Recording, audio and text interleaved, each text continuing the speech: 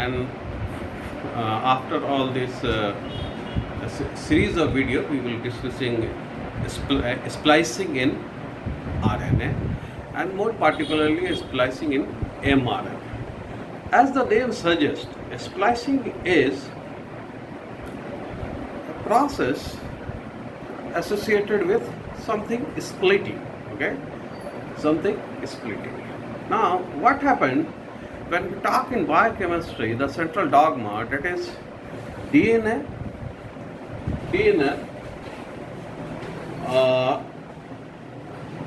by the process what we call transcriptions forms RNA, and we all know DNA is double strand while RNA is single strand, and this RNA undergo process translation leading to synthesis of protein. So when we say RNA, so what is, there is also we are more concerned with newly synthesized RNA from the DNA. So a newly synthesized RNA from DNA is called primary RNA transcript, or you can say it is a precursor of the mature RNA. So what it means, mature RNA and newly synthesized RNA? So obviously there is certain modification which the newly synthesized RNA undergoes to become functional, or you say mature RNA.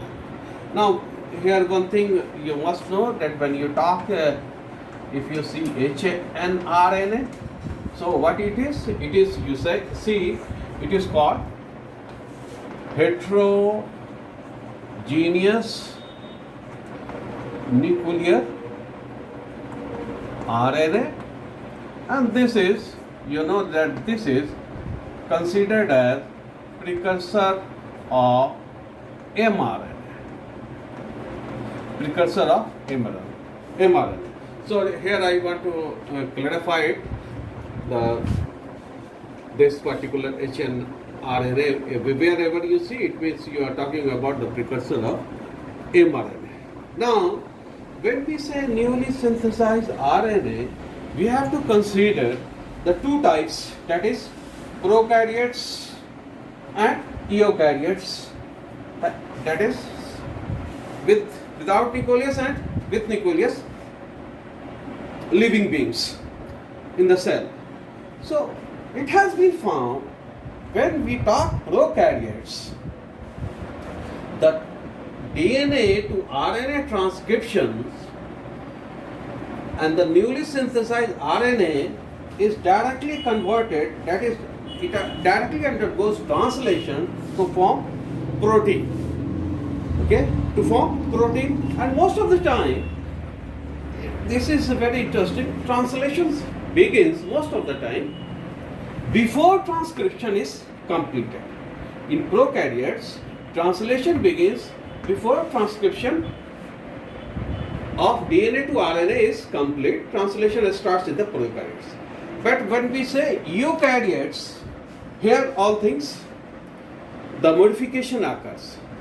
So what happens in this primary RNA transcript or newly synthesized RNA, what happened, that is the precursor of mature RNA, modification takes place, or it is called processing.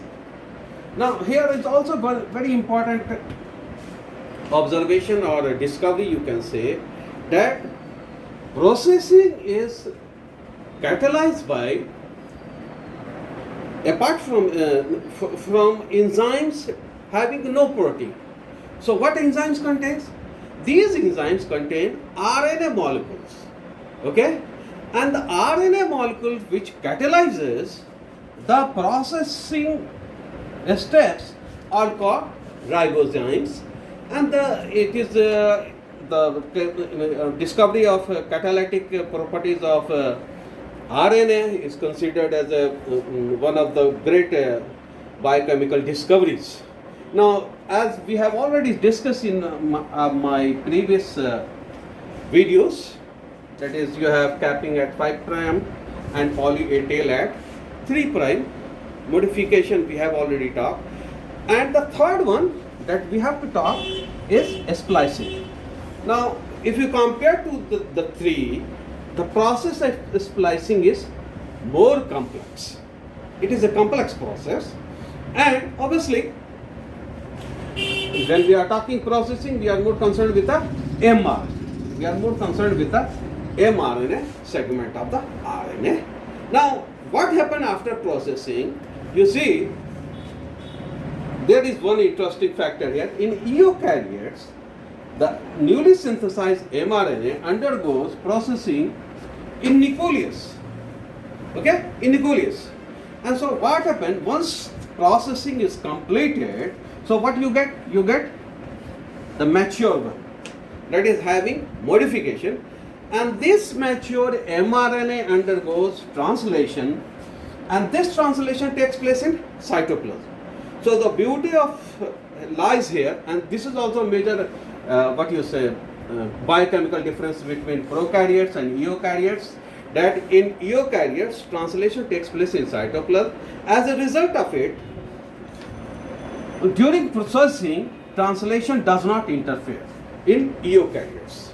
Now, another interesting factor is that when we say splicing, so obviously we said that it is one of the complex processing of mRNA. Okay, no problem. And what we say that it is rare in prokaryotes. It is rare in prokaryotes, but it is common in vertebrates and flowering plants. Vertebrate and flowering plants. Okay. Now, one thing more, that it is not that splicing we are not only interested in mRNA. Actually, this splicing also takes place in rRNA and tRNA also, but mechanism is different. Obviously, when we are talking mechanism is different, that is the mechanism of splicing of mRNA is different from mechanism of rRNA and tRNA. Okay, so these are the things I wanted to tell you before we go into the main aspect of splicing. For just writing notes, some quick lines I will tell you because I have already discussed. So splicing, some class notes. A newly synthesized RNA molecule is called primary RNA transcript or RNA transcript. hnRNA, that is heterogeneous nuclear RNA, are precursor of mRNA. Now, what we told that in primary mRNA transcript,